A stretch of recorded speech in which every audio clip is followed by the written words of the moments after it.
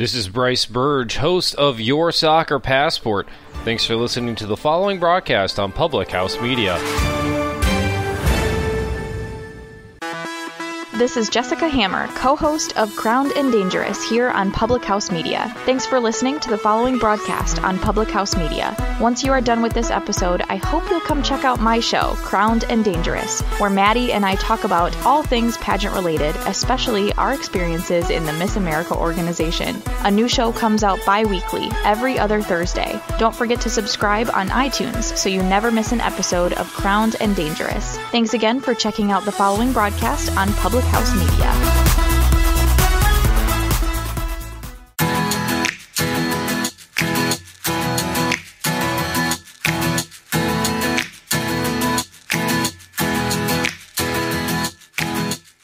Hey everyone, it's Julianne Condia, and it is Rewrite Your Story Day.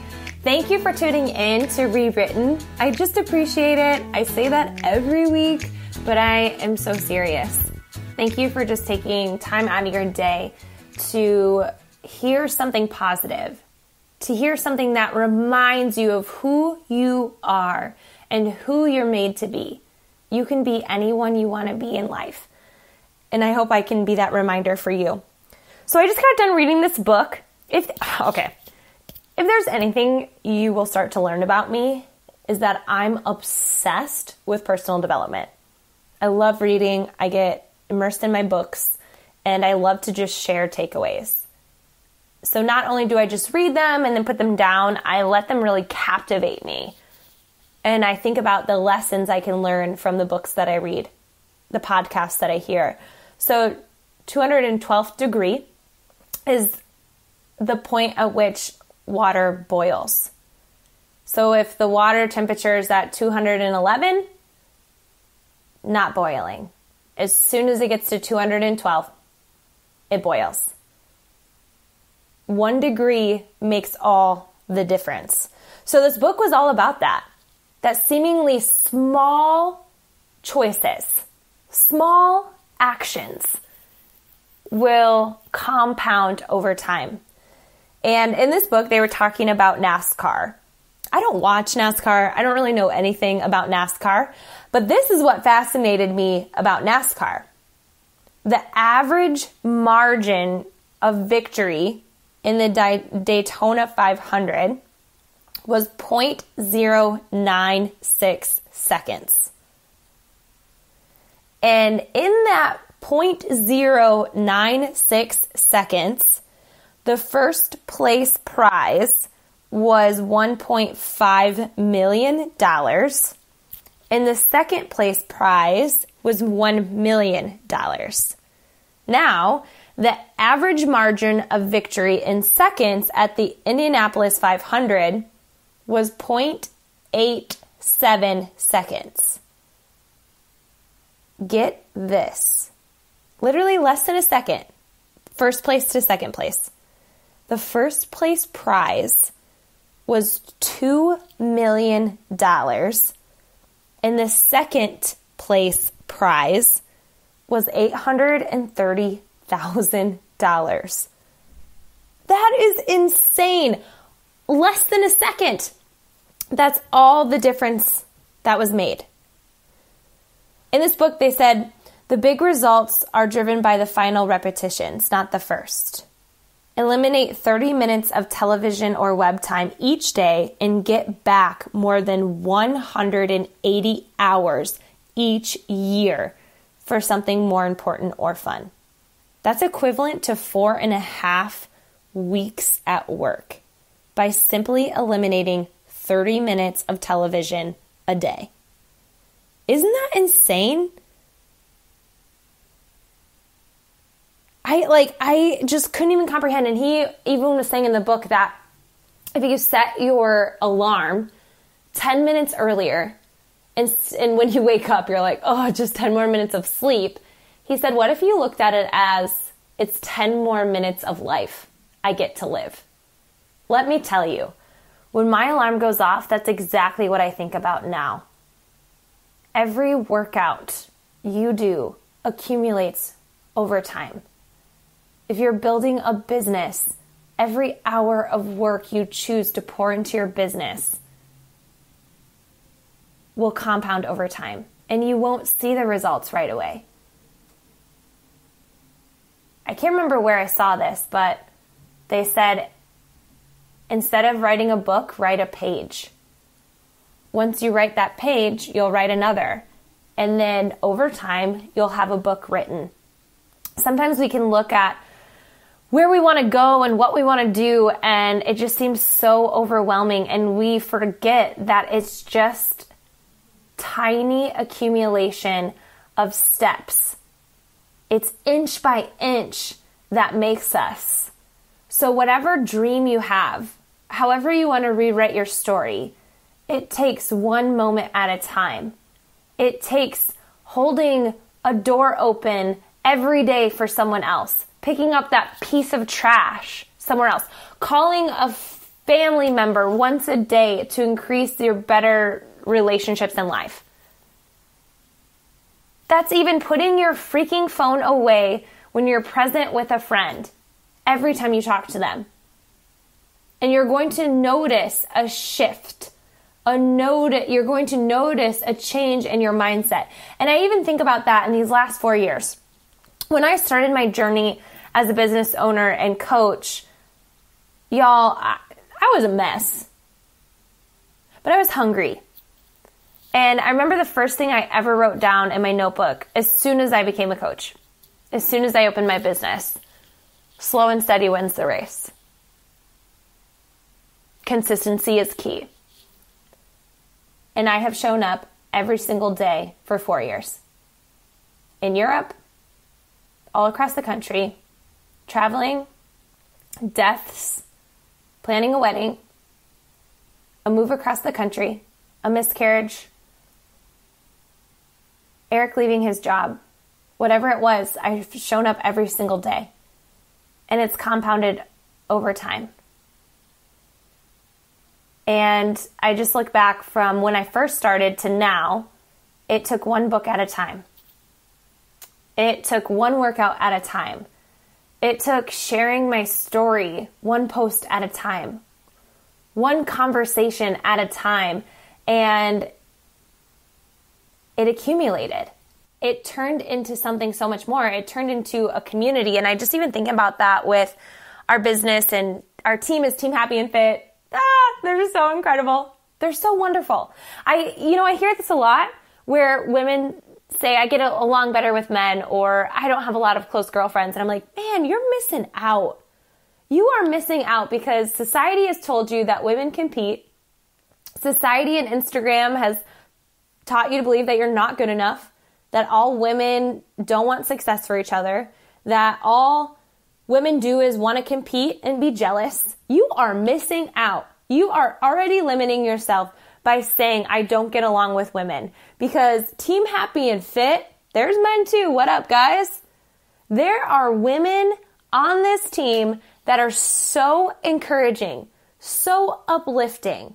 It's incredible. I think about the last day I was a teacher, and we all would, every morning, we'd have a team meeting, and we'd get into the gymnasium, and all the teachers would be around, especially on Mondays and Fridays was the entire staff. It was my last day. It was on a Friday in December. And I had been there for 4 years, and I've seen interns come and go, student teachers come and go, new teachers come in, and if people were leaving, they'd bring them in the circle and give them a farewell, send them off. I was nervous. It was my last day of teaching. A mix of feelings. I was so scared, but so certain. There was a fire in my belly about doing this business. I couldn't shake it. In fact, I had approached Eric in September or October just expressing, my feelings about contemplating on leaving teaching. He said, I think you should finish out the year. I said, okay. I couldn't shake it. I could not shake it. And once I get a hold of something in my heart and in my head, I can't let it go. Eric knows that. I would come to him, I'm like, Eric, I've got to do this. It was scary. It was so uncertain. So he said, okay, you got to do what you got to do. I trust you. And I know your heart. So I decided to leave my job in December. I think I told my administration probably in early November. And last day, mixed emotions, like, what in the hell am I doing? I'm leaving all certainty for this business that, is only a year and a half old. Like, what am I doing? And I just remember thinking, this place, I've grown so much here. And in that circle, not one word was said. Not one single word. I was crushed. And I left that last day feeling underappreciated, not enough. And then I looked at my phone,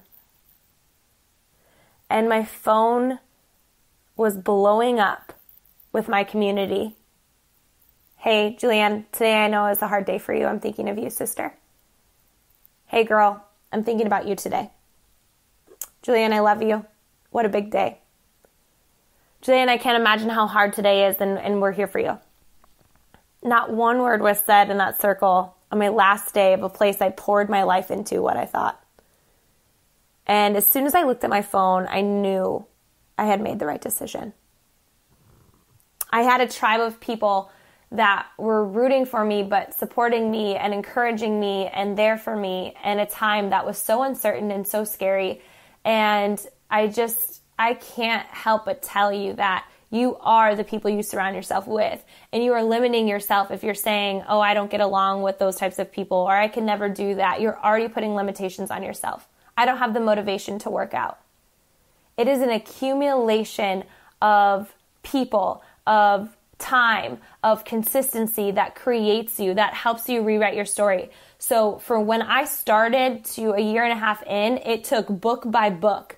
It took this live event for me to sit in the seats and listen to other business builders tell me that if they could do it, I could do it too. And I left my job 6 months later after that because I believed what they said. And I had support. I chose to show up for myself every freaking day. It's an accumulation. It's a second. It's an inch. It's a day. It's a moment. It's one conversation built up over time that molds you. And if you are constantly surrounded by stress, constantly surrounded by negativity, that's not going to make you. That's going to break you.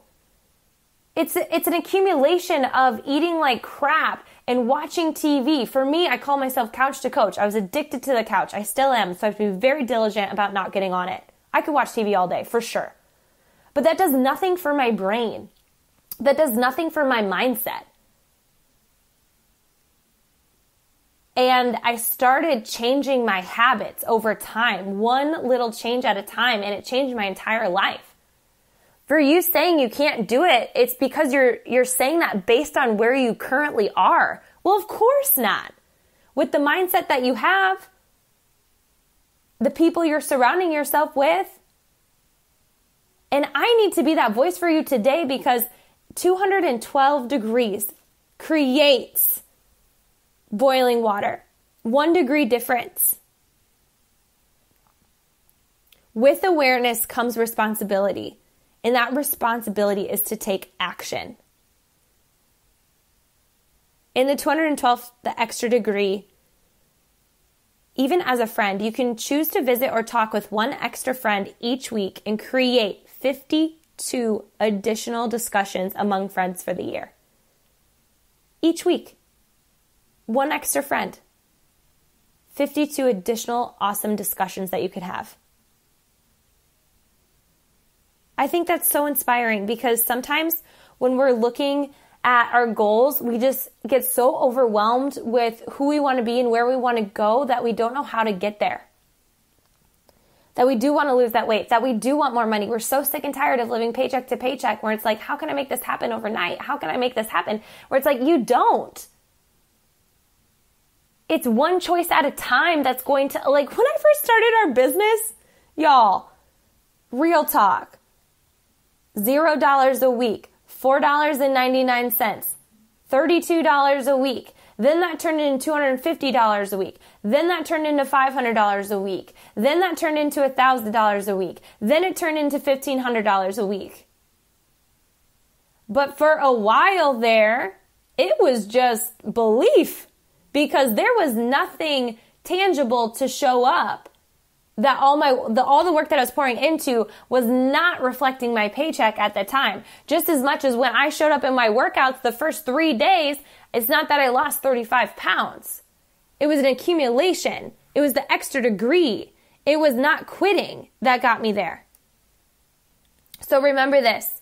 At 211 degrees, water is hot. At 212, it boils. And with boiling water comes steam. And steam can power a locomotive. And it's your life. You are responsible for your results. And now it's time to turn up the heat.